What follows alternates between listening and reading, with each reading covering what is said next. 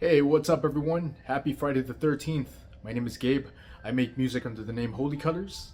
And if you're here now to check out this interview with Tim Jacobus, I just want to thank you for your time. I hope you enjoy it. Please don't forget to subscribe. Check out my music on Spotify, Apple Music, Tidal, or here on YouTube, wherever it is that you get your music from. Thanks again. Happy Friday the 13th. Enjoy. Peace.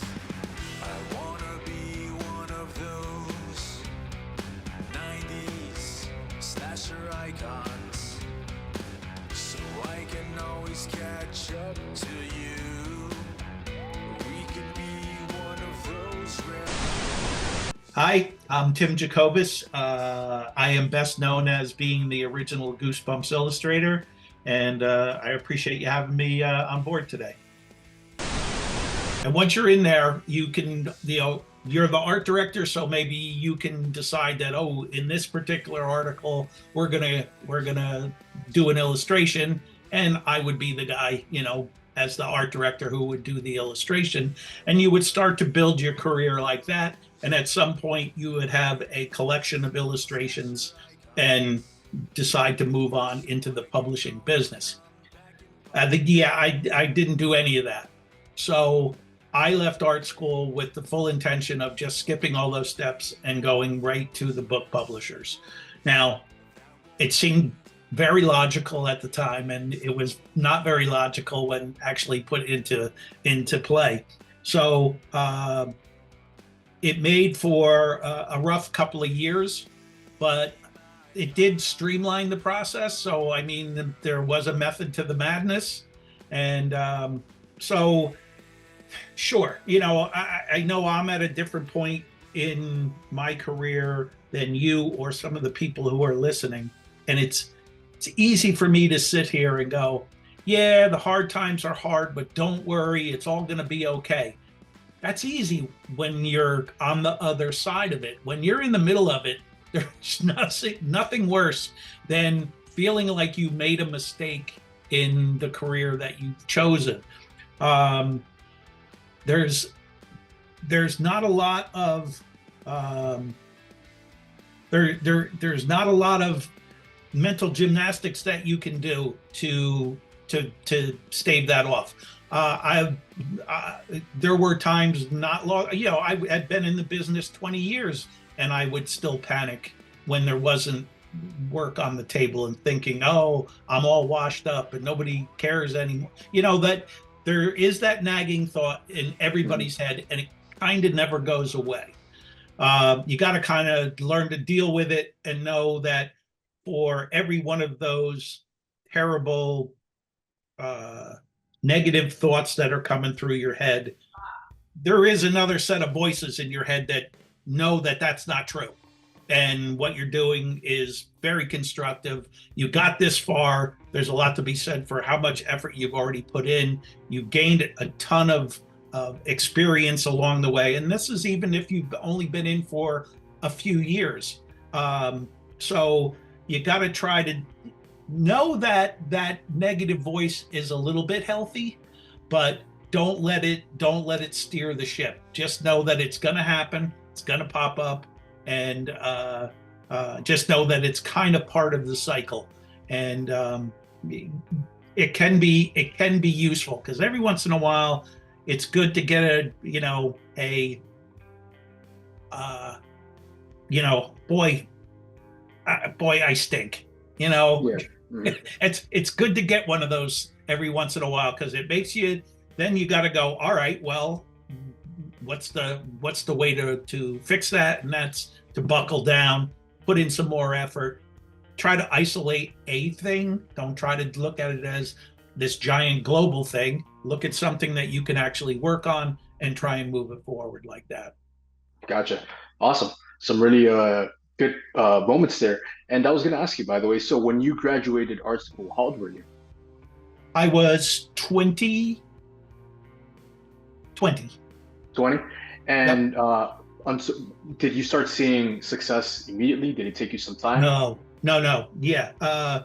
It took 3 years of reworking. So when I got out of art school. I took my school portfolio, and I was lucky enough to be able to get a publishing art director in Manhattan who worked for a legitimate big book company to look at my portfolio right out of school.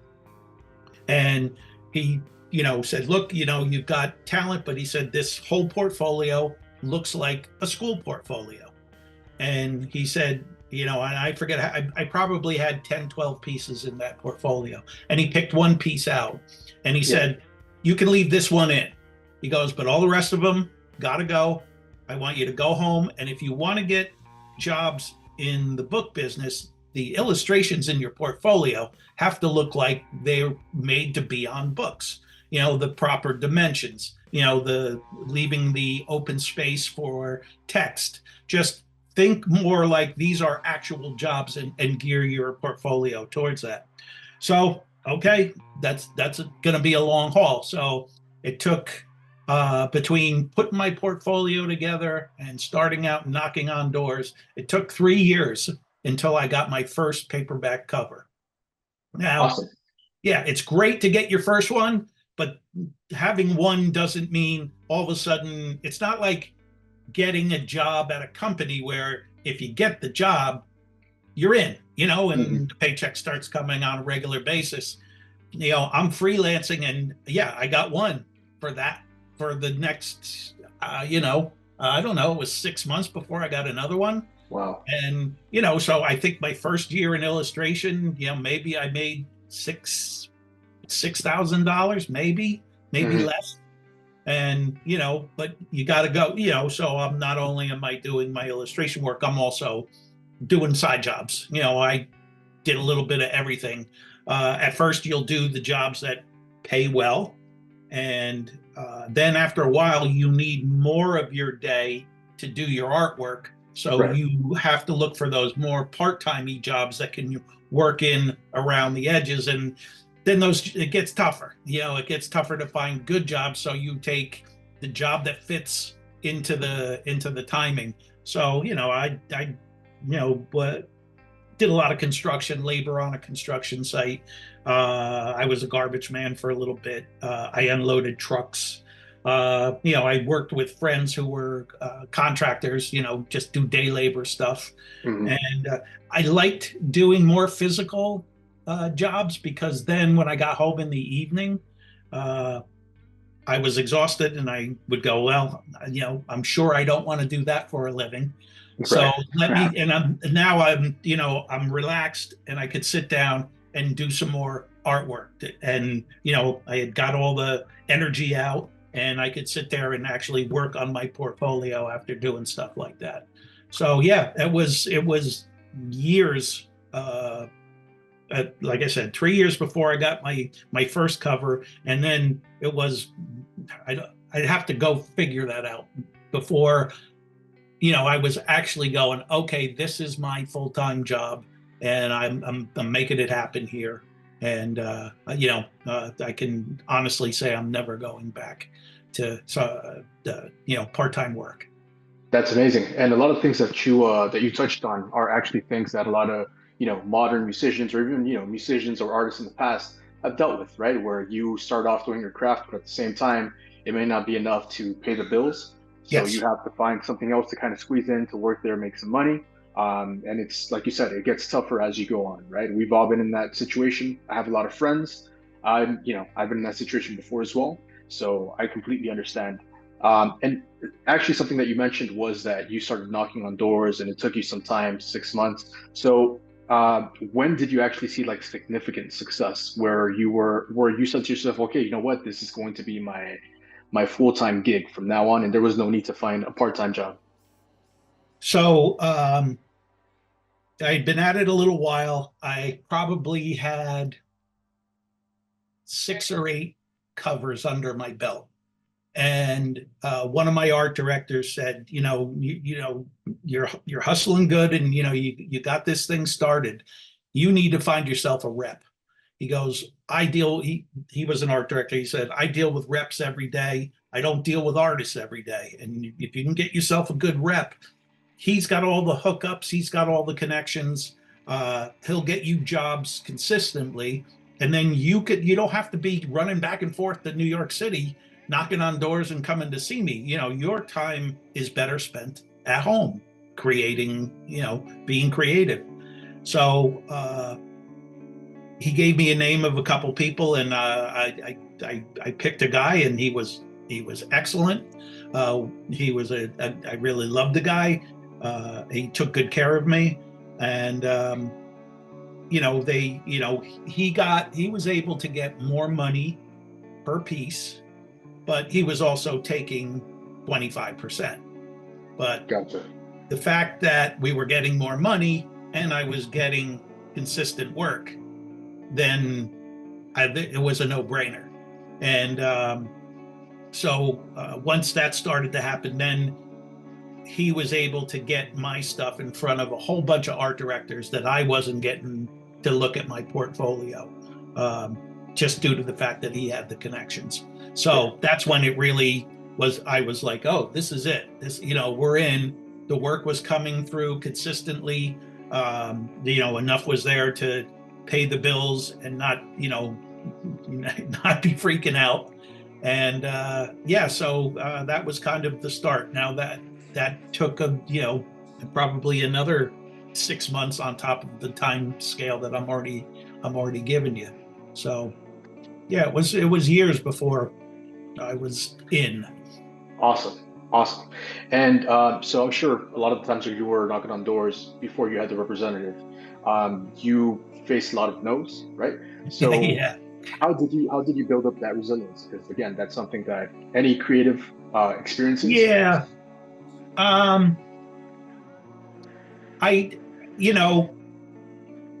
The idea, and I try to talk about the crossovers between the creative side, and I was involved in sports when I was younger and as a young adult, and there is that thing of recognizing what what part is not up to speed, knowing what you need to work on, and knowing that if somebody had a criticism, listen to it. Don't go full defense mode and go, oh, Right.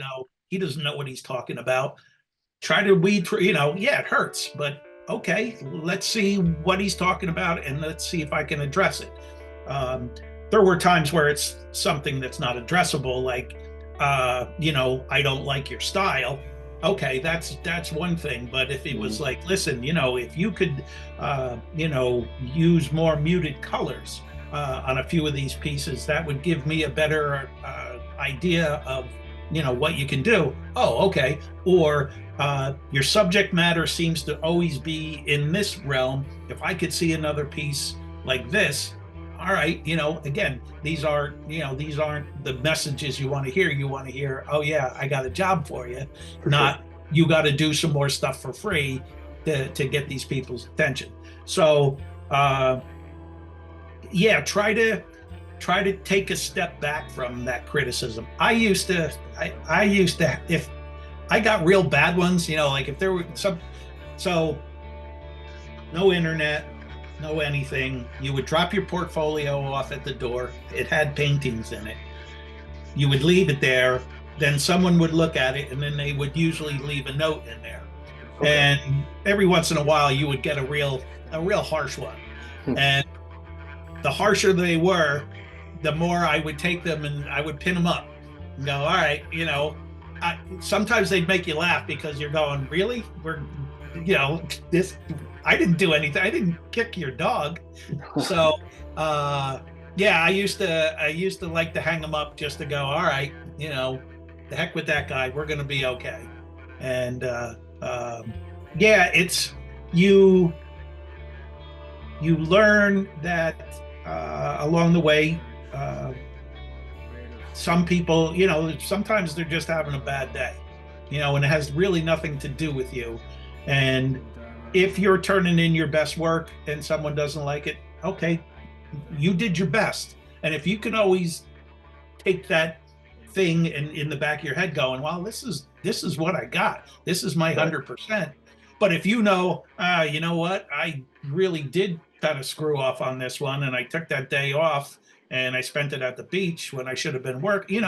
If there's things you can look back on and go, well, I could have done better, then those are the things you have to address. As a creative, we got nowhere else. We can't blame it on anybody else. There's no turning around and pointing at anybody else. It's on you, which at times that's wonderful. When it's successful, it's wonderful. And when it goes bad, it's hard because it's just you. Absolutely. And you actually mentioned something that really hits close to home. So, I draw a lot of parallels to sports as well because I grew up playing soccer my entire life. So, I'm not the most resilient person, but I can take no and I can take constructive criticism from time to time. And I give it, or I owe it to the sport, I would say, because you grew up with coaches and, a lot of the time you have nice coaches, but at the same time you have other coaches who might be a little bit, tougher on you. So just being able to hear like those, like, that feedback, I guess, growing up in the sport and, you have to get better and, you kind of develop that mentality. So I think that really does help, which is awesome, by the way. That's yeah, really that's, cool that's a good point, and I didn't hit that hard enough. I played football, I didn't play soccer, but back in the day, these guys would have to be an inch away from you and they'd be screaming in your face, yelling at you for whatever you did wrong. And I always knew it wasn't that they weren't really that mad. I mean, yeah, Right. they were mad, but they're mad in the moment. Like they didn't dislike me or anything. So I got used to the volume being high or or the spit coming out of their mouth or whatever the case was. And you knew we were both trying to do the same thing. We were looking for the same result. This was just how, he was reacting at the time. So, yeah, I think that being used to getting yelled at made people who were just giving, maybe backhanded, sour notes to you, it didn't seem nearly as bad. For sure, absolutely. So now moving on to like the artistic process and inspiration. Again, I'm a musician, and a lot of things that I like to do when I want to start writing a song or working on something is, I like to set the mood. So my question to you is, how do you set the mood in your studio? Do you light up candles? Do you play music? If so, what kind of music? Do you like to work at night, during the day? What's your process like? So I am a early riser. Over the years, I keep dialing it. So it started when I had my kid, and I was working multiple, so I was basically working in the 9 to 5 or 9 to 9 realm. And when my kid was little, I would stop for dinner, and then by the time I got done, he was already in bed. So I wasn't really spending any time with my kid. So what I tried to do was shift my schedule, and I would stop working at whatever dinner time was, when it was time for him to eat. We would all eat together. Then I would play with him, and we would do stuff until he went to bed.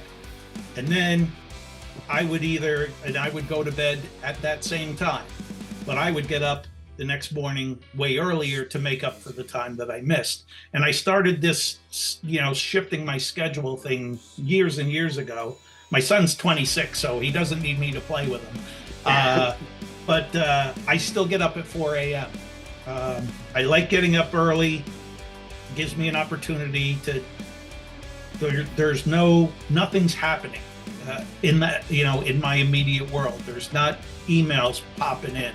There's just, I can sit down, I can, gauge the day. I usually get a workout in, I get a couple of things done, and usually I get everything under control by, between 6 and 7, and then I can start my day, and really no one starts bothering me until that 9 o'clock hour.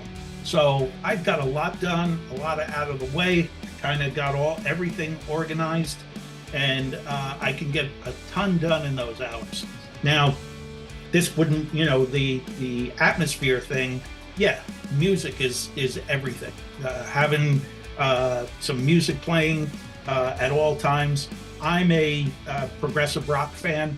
Cool. Okay. So, yeah, so the longer those songs with those long versions. They used to call them album sides, but Hmm. yeah, long songs that that roll. The tempos change, but it's not that 2 minute classic. Like the Who. Their songs are Right. quick, they're fast, high pace, high energy. I like the ones that they're spread out and meander a little more, so it gives my brain. And then, because I'm in for the long haul, I'm not in for the 2 minute sprint. It's not a sprint. It is more like a marathon. So Right. Awesome. the pacing of the music really does have uh, has a big effect. And I don't do anything else. So no candles or anything like that. The lighting is mostly the lighting comes from the monitors. So the only thing I get concerned with, I have computers all around me, and this computer is what I illustrate on. And I don't know if you can see, but there's a sliding glass door there. I like to have the shades open to see that there is an outside world there, and I can see it. But whenever I'm really concentrating on the illustration, I got to close the curtain because the reflections off the glass, are too much. So again, I'm isolating it down. So that's about all I do lighting wise. Okay, awesome. And so now going back to Goosebumps. So wait a second. So what do you do? So that interests me. So I have the deviation. So I'm creating illustrations and art, which are hand and eye, and putting the music in the background. Just really, it's a perfect scenario. So if you're trying to create music, what would you do to help you slip into the atmosphere? Yeah, so I'm a night owl, so I stay up until late o'clock and pretty late at night. Normally this room where I'm at is my creative room, so it's completely dark except for those lights in the back that kind of stay on, and the Halloween thing here. Normally what I do is I have a TV in front of me, right in front of my desk, and I put it on mute, and I'll put anything that kind of stimulates the mind, like any kind of images, old commercials, stuff like that. Yeah, like if I'm trying to write something that's like Halloween oriented or horror oriented, then I'll put on like old silent movies, just stuff like that. Because sometimes if I run into a creative block or whatever, sometimes just staring at that, I don't know why, but it kind of stimulates like something, So it's like so I like to do that a lot. Images as well. So look at a lot of images. So that's why I have some stuff back there that number one I like, but I also find it really like inspiring. And the candles I ask because I'm the type to get candles. It should be the other way around. My girlfriend should be the one getting the candles, but instead it's me going to TJ Maxx and going through every single candle and smelling it and finding just the right one. That's it. Okay, yeah.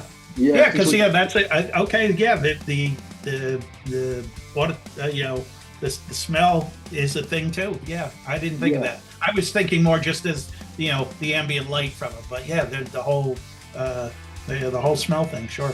Yeah, I actually found a candle that, for whatever reason, it reminds me of like being a child in my elementary school library, and I don't know, it just reminds me of that time, So that's why I got it. I was like, oh man, this smells so good, and it's an autumn candle, so it makes it even sweeter. But yeah, that's my process there.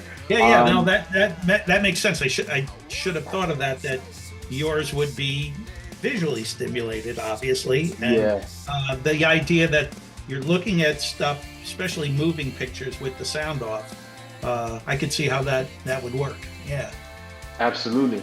So now moving on to like Goosebumps before we let you go and all that stuff. So I'm sure you've always gotten asked, what is your favorite thing, or what is your favorite cover, all that, right? So I kind of want to get a little bit deeper. So I'm sure you have your favorite cover, right? But what would be your favorite detail in a cover? Maybe you drew a certain background that every time you see it, you're like, oh my God, this is so awesome. This is the best piece of work. Or maybe it's the way you drew a certain face, a certain silhouette. What would you say? Let me think about that. Well, a couple things. So what was, the real thing that was super special. So I've done more book covers that weren't Goosebumps. I did over 120 Goosebumps covers. All the other ones were one or maybe two in a series. They were never long, long series work. So being able to be part of a series where you're trying to create a similarity from piece to piece without repeating anything, or just trying to get something that you could go, oh, that's a good idea, and I can do that technique going forward. So with the Goosebumps stuff early on, one of the things that became something that was a go-to for me was warping the perspective. So when you would look at a tile floor, it wouldn't just be straight tile going off into the distance. They would bend and twist. Right. Any typical straight line in the picture, I would make sure there was a bow to it, and it gave it a dreamlike effect. And once you start doing it, then you start doing it all the time. Right. And it became kind of a little bit of a trademark. The Goosebumps covers I like are the ones where I put people that I know in. So at the time, you don't think of it. So Ghost Camp, it's the image of all the invisible people. They have their shirts in the short, and then at the end of the line is a little blonde girl, right? And that's my niece Megan, and Megan's now, she's she's an adult. She's very successful. She's a nurse. She has 2 kids, and it's funny to go, oh yeah, and you were only 12 there, and life's gone on. And so the idea that this is frozen in time or captured, because at the time you don't go, I just went, oh yeah, you'll be perfect for this, Meg. Come on, let me take your picture. That's awesome. It's funny that you mentioned that cover, because that's one of the covers that I would always stare at. Whenever I would rent them from the library, I would just sit in my chair and I would just stare at it. And it kind of correlates to a thing that I kind of have now that was an obsession for a long time, except that there wasn't a term until a couple years ago. So are you familiar with liminal spaces? No. So liminal spaces is basically like this concept where, people kind of like, you feel like you've been there before, but you've never been there. So it's like, if you go on YouTube and you type in liminal spaces, it's like pictures of like these like really surreal places. They're like normal like hallways, but like maybe like a school hallway at night. Okay. Yeah. I didn't know what it was called, but I know what you're talking about. Yeah. So I kind of had, always had that thing, but I never really knew how to describe it because it wasn't a thing before the internet, and it's not until a couple, like three years ago that I started hearing the term liminal spaces. I'm like, okay, that's what I was experiencing. Like, that's what I like. And I kind of attribute that to you, actually, because I feel like the backgrounds, like if you think about the background on Ghost Camp, you know how you kind of do the gradient with the, like, it's like orangey and purple, and it kind of looks like it's pretty, but at the same time, it's really threatening. And it's like mysterious and creepy. So I think that that's where my passion for liminal spaces comes from. So, cool. Oh, I like that. Oh, that's very cool. Yeah, when you did that, was that your intention, or were you just kind of like, were you just trying to create a unsettling background for a cover? So, the idea was it couldn't seem, if that picture was in black and white, that sky would look very, very ominous. And all I got into the habit of doing was, okay,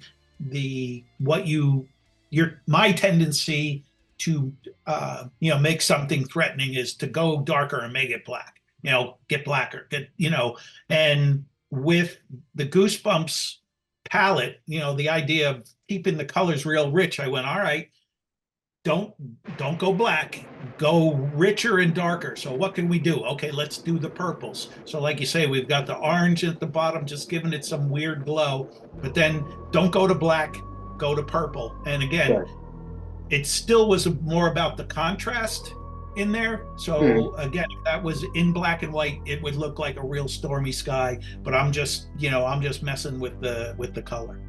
Yeah. So yeah, it's really cool, by the way. And when I think about my favorite covers, like um, A Day in Horrorland, Ghost Camp.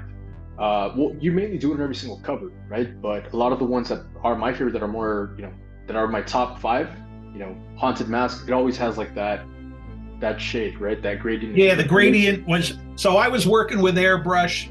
Uh, I could, that's what the tool's for. It's like controlled spray painting. And, now in the digital world, that's an easy thing to do.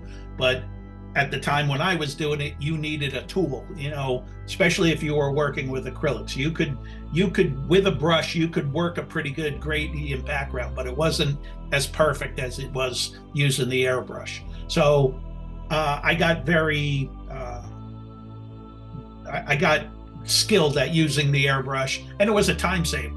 Where if I was trying to paint a gradient background with a brush, I would spend all kinds of time on it. Where the airbrush, you load it up, you hit it, it's done. You're moving Right. on to the next thing.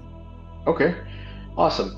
And so we have about like 3 minutes before we finish up, but I wanted to ask you really quick, or more. Yeah, I just wanted to ask you. So the advice that you gave on the Goosebumps podcast, where you basically said that there's no such thing as a creative stump, right? Basically, you just have to work through it. To me, Yeah. that was really poignant because I've gone through that, and it's not until you brought it up that it's kind of like an excuse to not do what you're supposed to be doing. And I was like, man, you know what? You're right. It's such a like straight up answer. It's but it Yeah. makes sense. So Yeah. could Again, you? it falls back to that sports thing that we were talking about earlier. Now I'm older, and it's like, you know, I don't feel like doing sit-ups and push-ups this morning. And some days you don't feel like it. And then I do a process thing, I trick myself into it. You just go, all right, I know you don't feel like it, but just put your stuff on, put on your Right. shorts, put on your workout clothes, and you know, and if you only do a couple, just go do a couple. And then once you actually get past that part and you're in the clothes and you do your first couple of reps, you do okay. I'm not saying every day goes, you're not giving 1,000%, but you're doing it. And it's the same thing when you're stumped, you don't feel like doing your art. That's the best time to figure out, well, what do I have to do to get myself just to keep on going? You don't peak. The main thing is don't be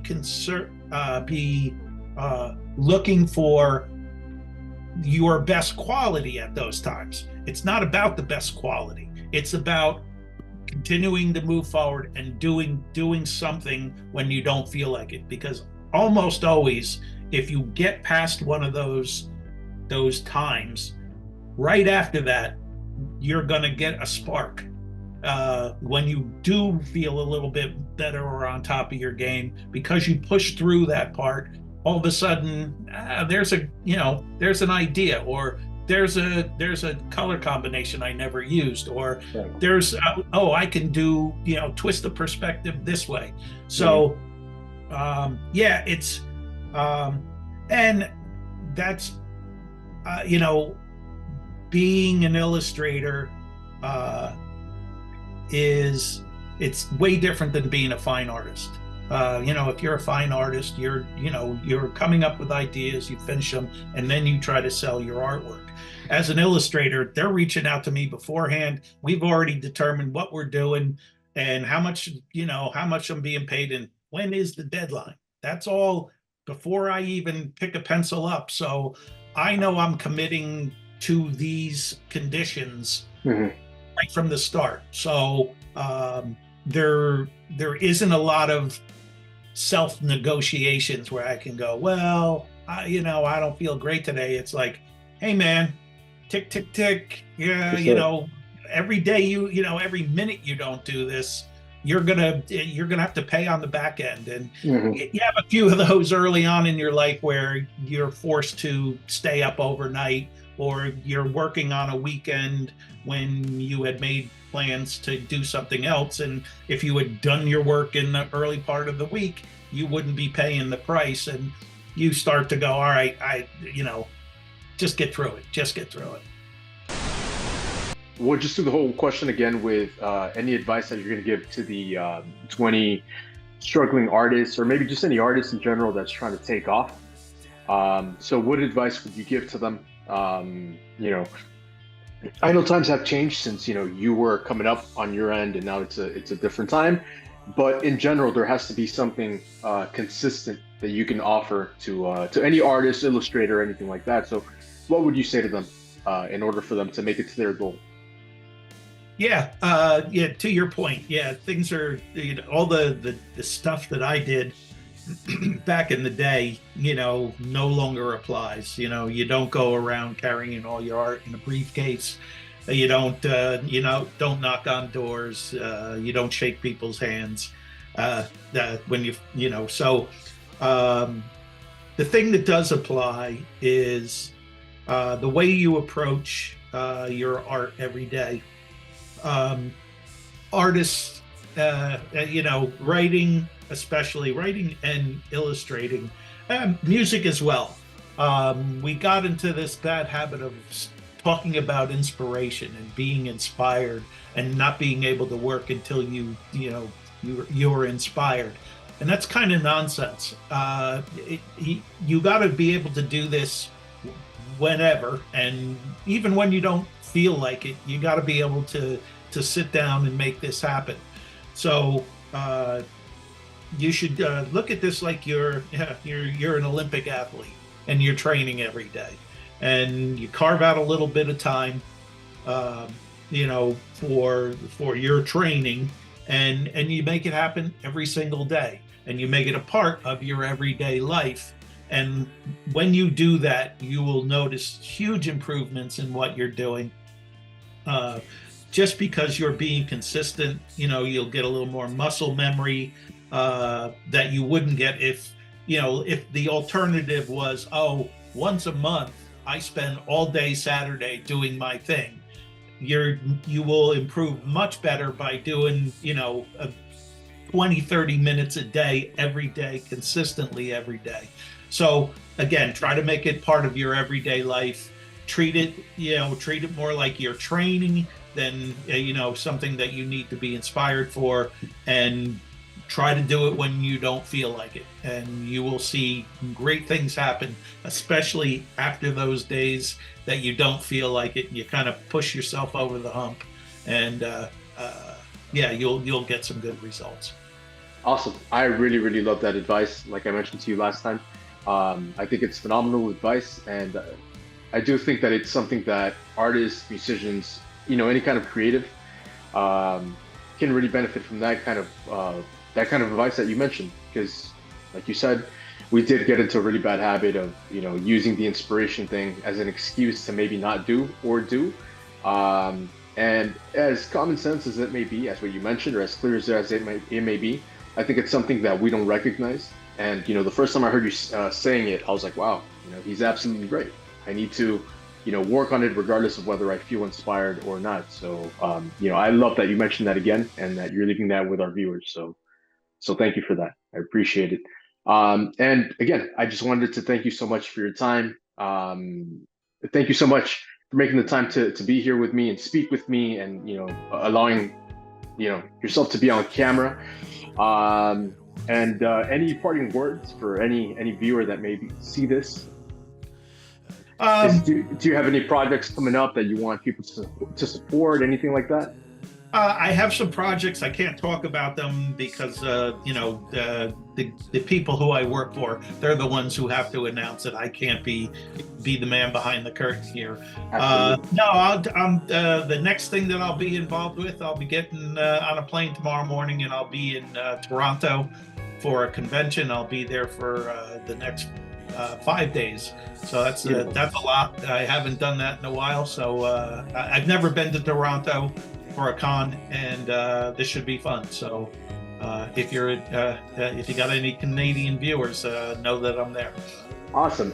And I know also that along with the artwork that you're selling for the Goosebumps, the original artwork, you also do some donations to for food, correct?